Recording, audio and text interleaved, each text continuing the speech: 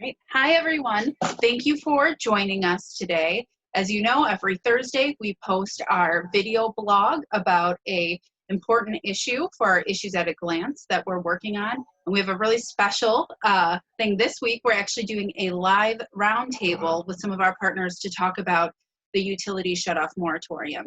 So this is the rule that says utilities cannot shut off people's power right now. Because of COVID, that moratorium, which we usually have in the winter, is in effect until September 1st. And next week, the Public Service Commission will be making the decision about whether or not they should extend that shutoff. So I'm really excited to be here with some of our partners. To get started, I think we'll go around and do a round of introductions. Rabbi Margolis, do you want to kick us off? Yeah, thank you. I'm Rabbi Bonnie Margolis. I'm the Executive Director of Wisconsin Faith Voices for Justice, and I really thank the Sierra Club for taking leadership on this issue and inviting us to participate in this roundtable today. Great. Dana, would you like to introduce yourself? Sure. My name is Dana Kelley. I am lead organizer for Northside Rising. Have been very active in working to keep the utilities moratorium in effect during the pandemic, and think that we should do more work to get it done. Thank you for this opportunity. Great. And Don? Yes, I'm Don Ferber. I'm the chair of the John Muir chapter of the Sierra Club here in Wisconsin. I'm very active with our Beyond Coal team and was one of the leaders in working to get the moratoriums extended that we're still working on. Great. And in case you don't know me, I'm Elizabeth Ward. I am the director for the statewide branch of the Sierra Club. So thank you all for joining us today. I am going to kick it off. We'll go around with a couple of questions to get us started for each of you. And then we want to hear from you, any questions you have. So please comment on the video stream as you're watching it, and we will get to those questions at the end. So the first question I have for you, Rabbi Margolis, is what are the impacts of having your electricity shut off? Yeah, so the impact of having your electricity shut off is huge. And to be clear, the moratorium right now is on utility shut off for electricity, for gas, for water. And you know, just imagine for yourself if when the power goes off during a storm or something, you panic, and that's usually for a couple hours, not for the indefinite future until you can afford to pay off your bills. We're talking about loss of refrigeration. We're talking about, at a time when people are already food insecure, to lose access to your refrigeration is enormous. We're talking about access to air conditioning and to heat. We're talking about access to water. And, at a time when we're being told to wash our hands 1 million times a day, not to have your water is actually a huge health risk. And when you do get your power shut off, the utility companies usually tell you seek shelter elsewhere. Well, I don't know where the elsewhere is going to be in a time of pandemic when you can't go to the shelters. We're told to socially distance, and that's just not possible at our shelters. People who can't afford to pay their electricity bills certainly can't afford to go stay in a hotel indefinitely. You can't say, well, the kids will be all right at least while they're in school, because they're not in school. So the impact on people's health, on people's, really on their lives is huge and really can't be overstated. In the middle of a pandemic, it's not time for people to lose access to their electricity. It's just immoral to contemplate doing that. Thank you so much. And you just touched on actually the next question for Dana, but Dana, I'll put it out to you in case you want to add anything to what she just so eloquently said about why this is why this matters all the time, having the impacts of having people's utilities shut off, and why it matters a lot more now, if there's anything you want to add. Definitely. Thank you, Rabbi, for speaking so truthfully and eloquently about this problem. But in any instance and in any case, to not have your utilities is is a health risk. Anytime that you don't have working and running hot water, anytime that you don't have good refrigeration for food and good ways to store your food for healthy eating, it's a health risk. Well, multiply that by 1,000 with the COVID pandemic right now. Not only is it a health risk, as Rabbi Margolis just stated, that you're told to seek shelter and there is nowhere else to go. At the same time, if you're found or deemed to be living in a home that doesn't have utilities, then you also risk eviction, which is actually not in moratorium state anymore, because for some reason the governor or the mayor cannot deem COVID-19 a public health risk right now. I don't understand that either. So with all of that being said, it is very a trying time for a lot of people to try to figure out how to stay safe and stay alive. Thank you so much. So we just heard how important this issue is and how serious it is. But Don, some people might be wondering why Sierra Club cares about this issue since we focus on the environment. Can you explain how this relates to the work that we historically have been doing? Right. Thank you. One thing is, I mean, the reason we're fighting for 100% clean energy in the first place is because of climate change. It's a critical problem, but one of the things we're already seeing is that those who are most impacted are people of lower income communities of color. So they're already suffering from the impacts of climate change. They're the ones who can least afford their utility bills as they're going up, both sometimes in winter too, but in summer as you need more cooling and everything else, that they're being impacted more. But in addition, a lot of the coal plants are located in low-income communities. It's not the utility executives who live next to the coal plants. It's communities of color, working people, and people who are not as well off. So they're being doubly burdened by the pollution that's being put out by these plants, sometimes just directly, or the mercury in the waters when people are fishing and trying to eat the fish. So there's an extra burden that's being put on these people, where the added health risks at a time of COVID, we know how that's impacting people, and we've seen how brown and black people are having much higher rates of COVID and dying from the disease. But in addition to which, we're fighting for 100% clean energy for everybody. And unfortunately, those of lower income are not able to participate as readily because of a lot of our current rules. And so we want 100% clean energy for everybody, because those who have it have solar on their homes, for instance, it's lowering their utility bills. But those who can't afford it don't have that same option, even sometimes to put in better energy efficiency, which goes to clean energy, reducing the energy use. So we've really doubled up on the impacts of people who are already being impacted. And so it's really an equity issue, and it's part of why we're fighting for the 100% clean energy. Thank you so much. So Rabbi Margolis, some people are asking how many people are really affected by this. Aren't we just talking about this small number? Is this really such a big deal that we should be focusing so much on this? Yeah, it's actually a lot of people. 71,000 households are at risk of losing their utilities if the moratorium is not extended. And of that, 17,500 are at risk of losing access to water.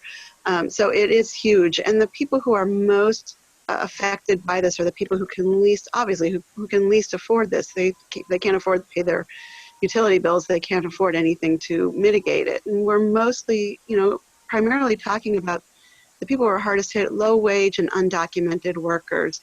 The sector of our economy that have been hardest hit by the pandemic and the economic fallout are restaurant workers, are retail workers, home health care workers, people who work in our homes, early childhood education workers. These are the people who have lost their jobs, who have no recourse, who can't pay their bills, and who really have no place to go if they lose their utilities, their electricity and their water. And these are also people, particularly undocumented workers who were not included, actually, who were deliberately excluded from all of the COVID relief packages from both the federal government and the state. And so they weren't getting the $600 extra unemployment. They weren't getting any of the other financial or unemployment insurance or other help from these aid packages. They were deliberately left out, even though they are tax-paying workers and an active part of our economy and our community. So there's a huge population out there that are at risk. They've had little to nothing in the way of support from either our federal or our state governments, and they are the ones who are the least able to have any other resources. And most of these populations are people of color. Most of the workers who are in these industries, in the restaurant industry, in retail, or in early childhood education, are primarily women, and primarily, again, women of color, and many undocumented women, and very often they are the sole support of their families. So it is a huge issue. It's not just a handful of people, and it's people who really have nothing else to fall back on. And as a society that claims to care for the most vulnerable among us, this is really a measure of who we are as a society. Are we people who care about each other, or are we that rugged go it alone? And I hope that we're a society that cares for each other.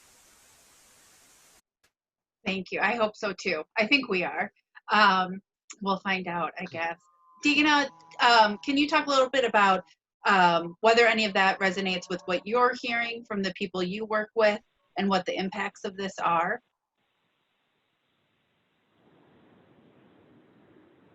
Yes, I don't know if you hear me. I think you kind of faded out. But it definitely parallels, and then it intersects. I found that out again. Am I still connected? Yes. Yep, and we can hear you. You Okay, sound great. I'm sorry. Okay, good. But yeah, I found out not only does it parallel, but it intersects. And it does that because, just as Rabbi Margolis just said, that so many people that are the hardest working and that pays their taxes diligently were the ones who were left out of all of the relief. That was the same on the north side, because majority of our workers are healthcare workers, so they were frontliners. They had to be out there every day, putting themselves and their families at risk. A lot of our workers are front workers, and those workers had to not be able to work, but because of the restaurants that they worked for, they did not get the work share $600 relief for unemployment. So again, their family was left in the dark. Then I find out on both the north and the south side of the people of color that no one wants to share that they're struggling, because they're afraid that if they ask for help, they're going to lose their family. Their family's going to be torn apart. And one thing, if you don't know anything about people of color, black or brown, we are people, family-oriented people. Not saying anyone else isn't, but we're very close-knit. We believe in helping each other and being there for each other, and to have the fear of losing your children or your family being torn apart and put into the system and being exploited in the system. They're afraid. we're afraid. So no one to share that they are struggling. They keep it in the dark, even when they are in the dark, and it's scary. It's scary, a scary place to be, especially when there are so many uncertainties. And as it's already been shown time and time again, that the communities of color are always the ones that are left out and left holding the bag. We're paying doubly, as Don has said. We're paying with our health, we're paying with our wealth, and then we're paying extra to do so because we pay late fees, reconnection fees, astronomical security deposit fees, all of that eats huge chunks out of our little bitty paychecks. So we need little relief during this time, and really, period. But especially during this time, we need relief, we need help, we need debt forgiveness, we need grace, we need mercy, we need justice.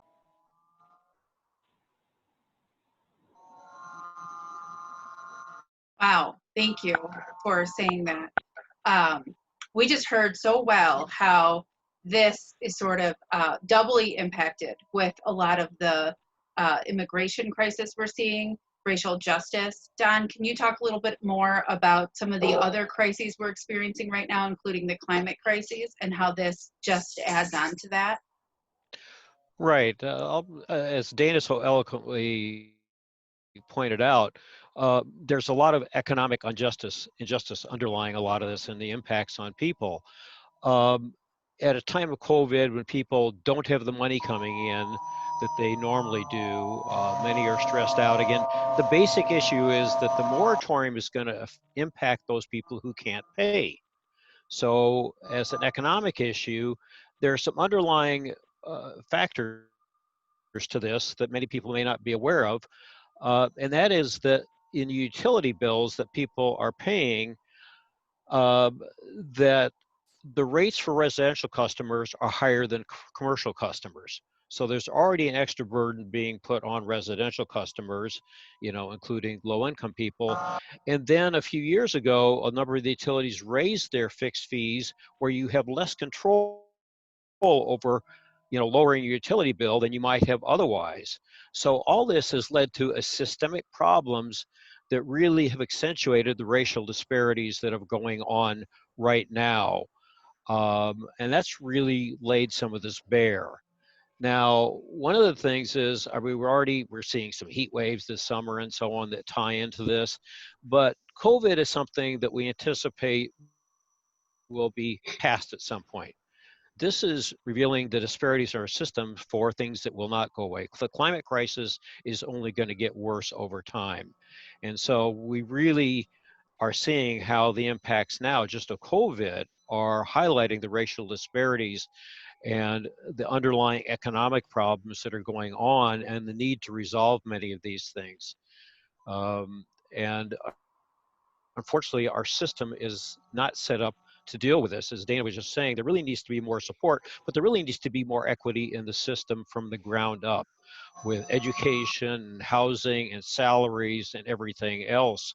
So that's one of the reasons, at this point in time, one of the issues too is that coal now is more expensive to run a coal plant than it is to put in new clean energy. And yet we're still relying on that old energy, and that's mainly to pay the salaries and pay off the coal plants and everything else there. And so it's really accentuating what we have right now. So this has really revealed that we need to make some systemic changes in what's going on, but we need immediate relief right now, as Dana was pointing out and Rabbi Margolis has pointed out, to take care of people now who are at risk. Great. So we have two last prepared questions, and then we'll go to questions in the on Facebook. So please enter any questions you have. So we've heard this could be devastating. So what, Rabbi Margolis, what can people do? Well, there's several things. So the first most obvious thing is write to the Public Services Commission and let them know that you want the moratorium to be extended really through next spring, because there's no end in sight that we can see for this pandemic. So the moratorium really needs to be extended through next spring.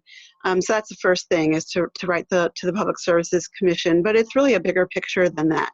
So the two arguments that the people in the Public Service Commission gave for why they might have voted against extending a moratorium was, first, that the utility companies can't afford to go unpaid, and second, that if the moratorium was extended, the fear was that we were going to be hurting the people that we want to help, because at the end, when the moratorium is finally lifted, they will have huge balloon payment of back fees. And the answer to that is the United States Senate. And I hate to say it because the United States Senate has not been our friend lately, but that's where the pressure really needs to be put. The Senate has got to come back from recess, and they have got to pass not the act that is before the Senate, but the act that that Congress passed, the HEROES Act. The utility companies, yes, they do need to have to be paid, but you can't force that off of the backs of the people who are poor and are the least able to pay. That's where the federal government needs to step in. And our states and our governors have been pleading with the federal government to give more resources to the states to be able to help, so that their utility companies can continue to work, and also so our hospitals can keep working, so that our schools aren't laying off our teachers, so that the SNAP or food stamp benefit is increased, so people aren't going hungry. I can go on. And Dana mentioned something about debt relief. There has to be not just a moratorium on paying your utility fees, but they have to be forgiven, because there's just no way that low-income and undocumented workers are going to be able to pay those bills that are going to accrue over the course of a year. The only place where that funding can come is from the federal government. So pressure on the Public Service Commission, short term, but long term, big picture, we've really got to press the Senate to come back to work, to stop playing politics, to stop playing with people's lives, and to pass a comprehensive bill, and to include the undocumented community in the bill this time. They pay taxes, they work hard, they are part of our community, they are human beings as worthy of human dignity and security as anybody else in our community, and they need to have access to the same resources that everybody else does. So I really beg everybody, please call Ron Johnson, please call Tammy Baldwin, and tell them that you want them to get back to work and to pass, again, not the bill that's before the Senate, but the bill that the House already passed, and to include the undocumented families that are in our communities in this bill. Right. And our last question before we go to the Facebook comments, so please add yours there. Dana, if the PSC does decide not to extend the moratorium, what resources are there for people who may get their electricity shut off? The most known resources for people to receive when they are struggling to pay their utilities is energy assistance. And one of the organizations that is very well known and has been very helpful in the community is Community Advocates. Their phone number is 414-449-4777. Again, that's 414-449-4777. That is one way to get some financial help for paying your utilities. Another way is contacting 211, and they would be able to give other organizations, like private organizations, that give help with utility payments financially. And the other resort is, of course, talking to We Energies and letting them know, what your financial situation is. But one thing I will caution the people that call We Energies, do not make an agreement that you cannot keep. They cannot make you agree to their arrangement. So do not make an agreement to a payment arrangement that you cannot keep, because that is what becomes legal and binding. And during this time, we need a record of how helpful We Energies is to the customers while they are at a place that they cannot pay their bill due to no fault of their own. So We Energies should make every effort to be helpful and get an arrangement and an agreement that you'll be able to pay. But do not, again, I'm going to stress that, do not agree if you cannot meet that agreement. But that's the only help. Unfortunately, the PSC has truly stopped receiving and accepting comments from the public. They had a website out, and it was available until August 10th at midnight. And this was the only way that that the public could leave a comment regarding their handling of the utilities moratorium while we are in a pandemic. Otherwise, it's basically left that the public doesn't care, so why should they? But the problem with that is they hid the information of the website, and major organizations like Northside Rising, Sierra Club, and other organizations did not get that information until this past Friday. So we all scrambled to try to get comments to the PSC to let them know. But we're going to keep the pressure on. We're not going to stop. Yes, you can continue to call, but unfortunately, they're not taking those comments seriously. So we have to bring to light the fact that they're not working for us, and they were elected to serve the public, and their commitment to serve the public. So we're asking them to do what's right, oh man, and that is to show mercy, love justice, and to walk humbly with your God.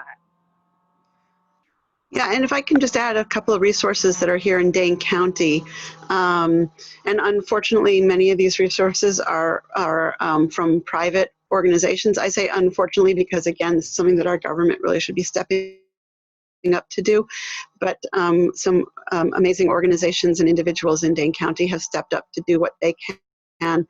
And also statewide, Voces de la Frontera, which is based in Milwaukee, but they have a COVID relief fund particularly aimed at the Latinx and the undocumented community, and that's statewide. Here in Dane County, there is a fund called Psalm 46, and it is jointly run by the African American Council of Churches and a church called the Lighthouse, and that is aimed primarily at the African American and Latinx communities.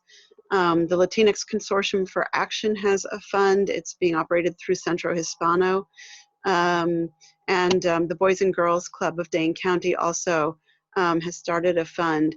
So there are some resources out there. I will be totally honest and tell you that most of these funds, they raised a lot of money up, in the beginning in March and April, and the demand was overwhelming and they quickly ran out of money. As far as I know, they're all still accepting donations, and if you are at all able to donate to support any of these funds, I really urge you to do so.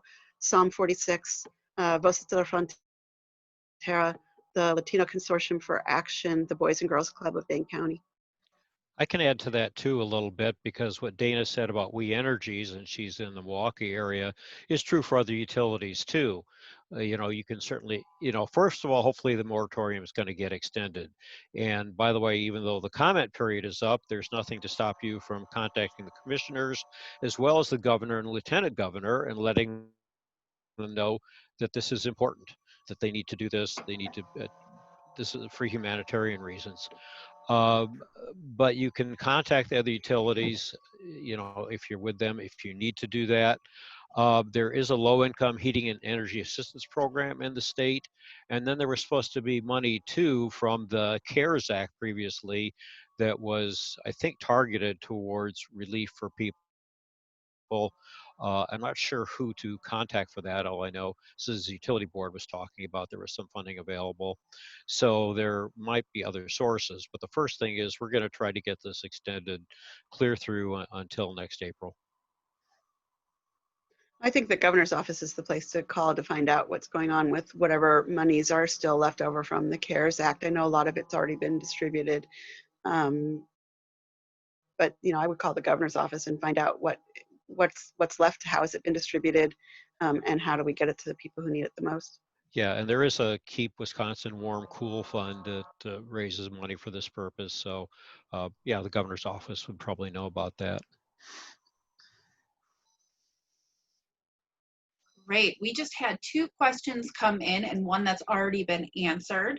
But I'll ask it anyway in case anybody wants to add on more. And the question was, how long should the moratorium be extended? This last time it was extended for 1 month. And I think you've mentioned through April, but I'll throw it out in case anybody wants to elaborate or offer anything else.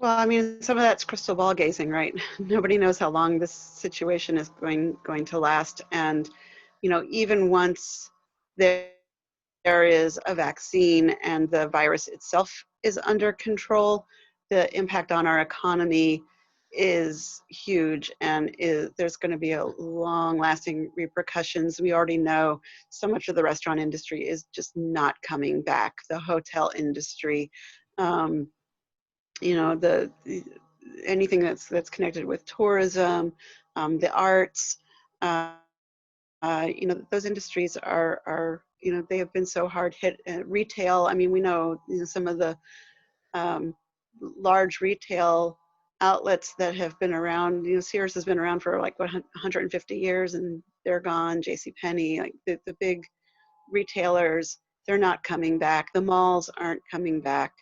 So it's really hard to say how much longer this needs to continue, because the economic crisis is really long term.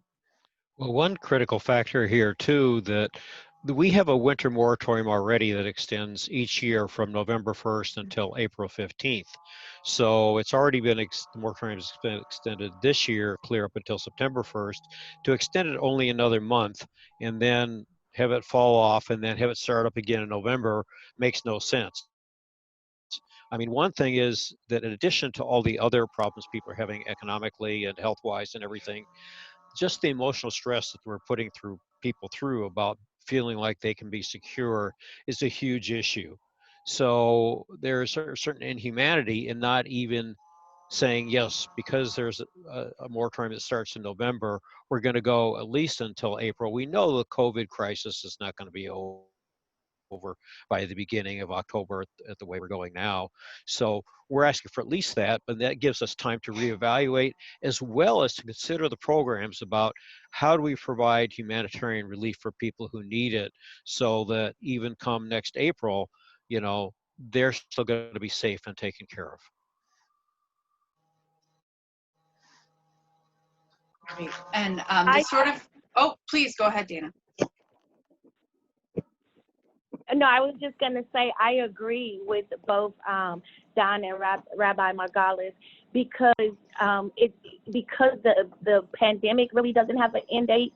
We're just saying, at least like Don just said, give people peace of mind.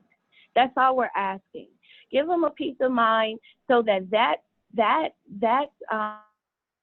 issue, it's not something that they have to wrestle with, whether they're going to get food for the family, get their pay their insurance, you know, or pay their light bill.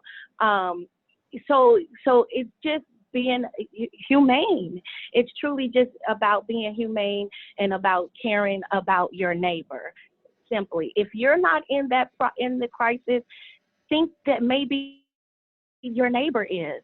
So let's help help each other out in this crisis. There are a couple other actually factors along with that. One is that, we have a lot of school kids who need to go to school virtually. If they don't have power at home, they're going to get deprived of that access to education. And then if people otherwise couldn't stay in their home because they didn't have heat or water or whatever, to put them out in either the public or to have to live with family or friends accentuates the risk we're already at from COVID. So we're creating that much way of further problems for people who are already very troubled right now. Great. And then the last question that was asked, which I think was touched on a little bit, but what are the options, or are there any, for debt forgiveness on utility bills that the state should be exploring?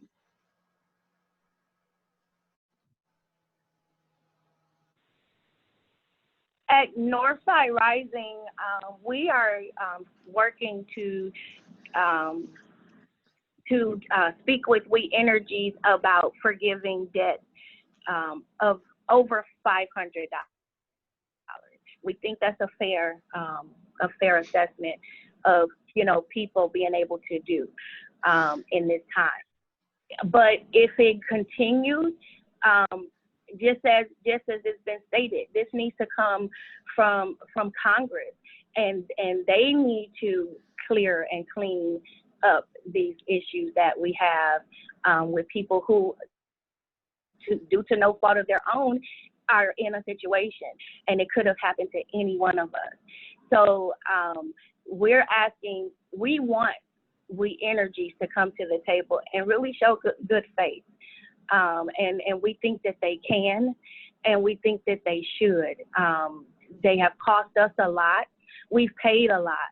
So it's their time, it's their turn to give back. And I believe that if they did that, that would be a great act of faith and grace.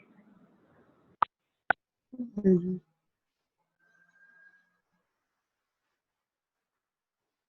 Great. That was all of the questions we had online. So I just want to open it up if anybody has a closing thought that they'd like to add.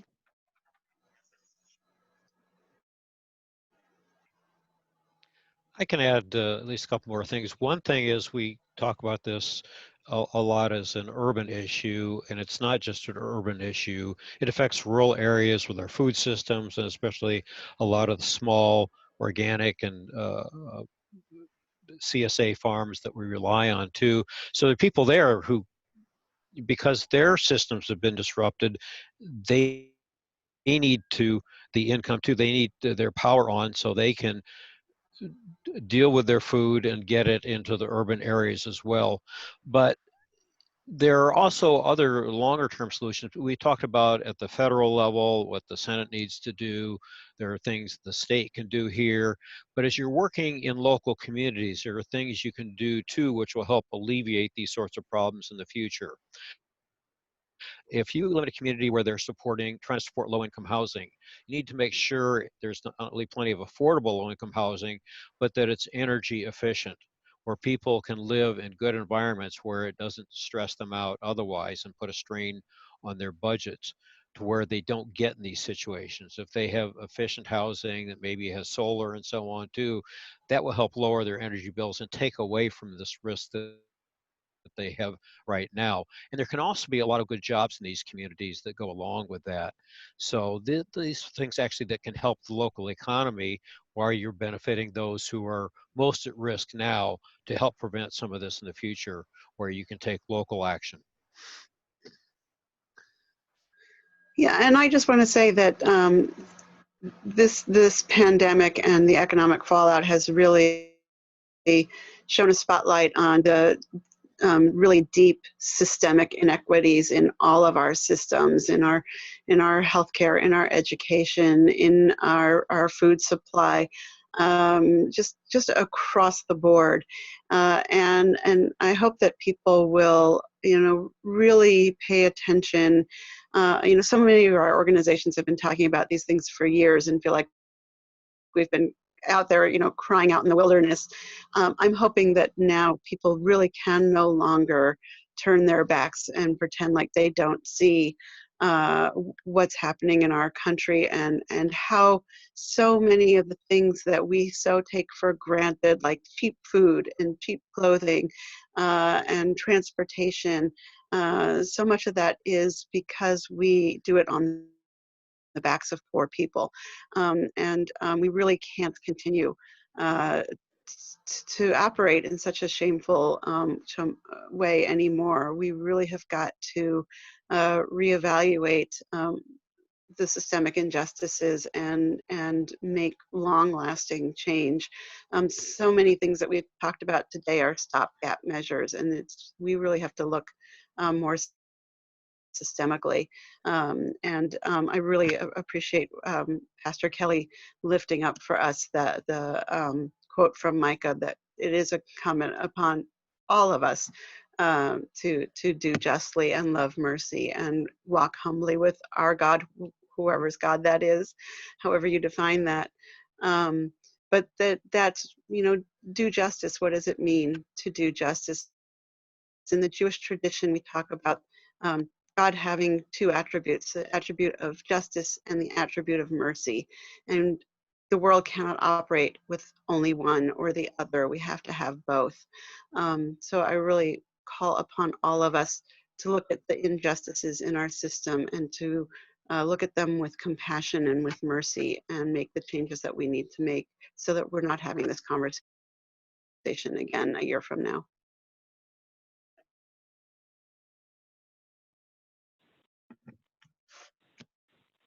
I just want to thank Don and Rabbi Margolis for what they just shared and how you brought it full circle, because I honestly felt like people aren't listening because they feel like this is an urban issue, and here they go again.